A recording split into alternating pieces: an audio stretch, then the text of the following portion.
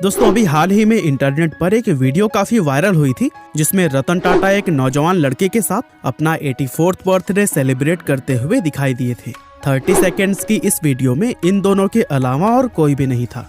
Video में रतन टाटा एक छोटे से कप केक पर लगी कैंडल को फूंक मारकर बुझाते हैं और फिर वो लड़का उन्हें अपने हाथों से केक खिलाता है। और जिस तरह इस लड़के ने रतन टाटा के कंधे पर हाथ रखा था उसे देखकर ज्यादातर लोगों को यह लगा कि शायद ये कोई उनका करीबी रिश्तेदार होगा। यहाँ तक कि बहुत से लोगों ने तो इस लड़के को रतन टाटा का वारिस भी घोषित कर दिया। लेकिन दोस्तों असल में लोगों के द्वारा किए जाने वाले इनमें से किसी भी दावे में सच्चाई नहीं थी, क्योंकि सच यह है कि इस वीडियो में नजर आने वाले इस लड़के का नाम शांतनु नायडू है, जो कि महाराष्ट्र के पुणे शहर का रहने वाला है और रतन टाटा के साथ में उसका कोई भी पारिवारिक संबंध नहीं है।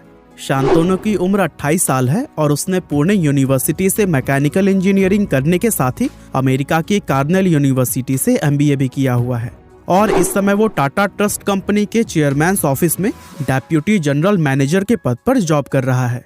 यानी कि दूसरे शब्दों में कहें तो वो रतन टाटा का असिस्टेंट है। शांतनु से पहले भी उसके परिवार की 4 पीढ़ियां टाटा कंपनी के लिए काम कर चुकी हैं।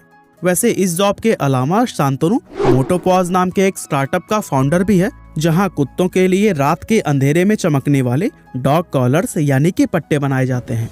इनफैक्ट अपने इसी स्टार्टअप की वजह से ही शांतनु ने इतनी पॉपुलैरिटी हासिल की है और यह स्टार्टअप ही वो वजह है जिससे कि रतन टाटा का वह इतना ज्यादा करीबी बन पाया है। तो चलिए दोस्तों अब हम रतन टाटा और शांतनु के मिलने की इस इंटरेस्टिंग स्टोरी को शुरुआत से जानते हैं।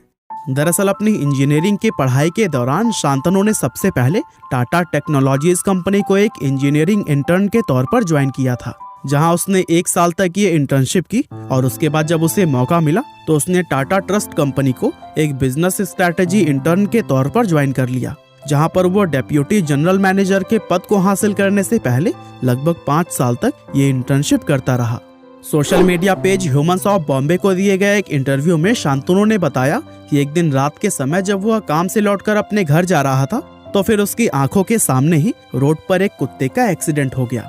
वो उस कुत्ते को सड़क से उठाने के लिए आगे बढ़ ही रहा था, तभी पीछे से आ रही एक दूसरी गाड़ी ने उसे कुचल दिया, जिससे कि उस कुत्ते की उसी समय ही मौत हो गई।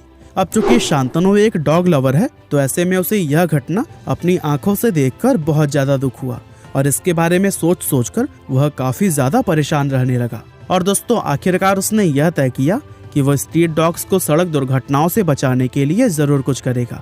और फिर काफी सोच विचार करने के बाद से उसके मन में कुत्तों के लिए एक स्पेशल किस्म का चमकने वाला डॉग कॉलर बनाने का आइडिया आया। इसके बाद से उसने मोटोपॉज नाम का एक स्टार्टअप शुरू किया और कुत्तों के लिए ऐसे पट्टे बनाए जो कि अंधेरे में चमकते थे, ताकि कोई अगर कुत्ता रात में सड़क से होकर गुजर रहा हो तो फिर गाड़ियों को वह दूर से ही नजर आ जाए और इस तरह की दर्दनाक दुर्घटनाएं होनी बंद हो जाए। शुरुआत में शांतनु ने जैसे तैसे फंड्स जमा करके 500 डॉग कॉलर्स बनाए थे और अपने दोस्तों के साथ मिलकर उन्हें सड़कों पर रहने वाले स्ट्रीट डॉग्स के गले में पहना दिया। शांतनु का ये डॉग कॉलर वाकई में काफी कारगर निकला और इसकी वजह से सड़क पर कुत्तों के एक्सीडेंट होने की घटनाएं सच में कम हो गई।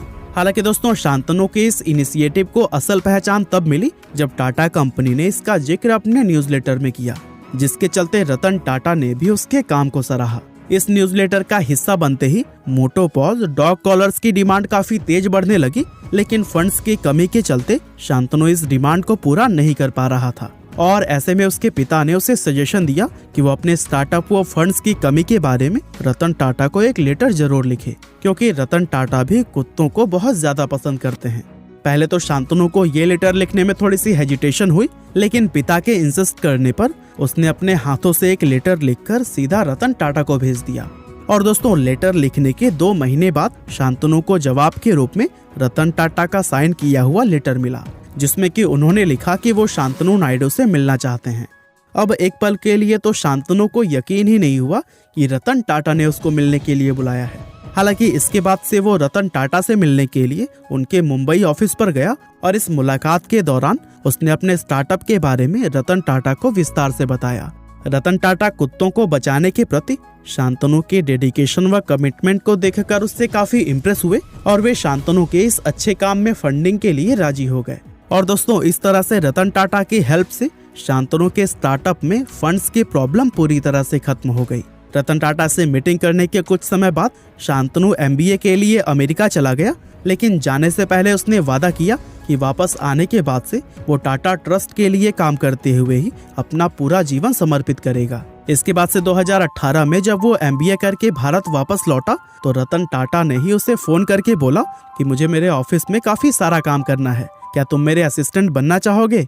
अब दोस्तों डायरेक्टली रतन टाटा से जॉब ऑफर मिलने पर शांतनु की खुशी का कोई ठिकाना ही नहीं रहा और खुशी के कारण एक पल के लिए तो उसकी सांसें रुक गई थी।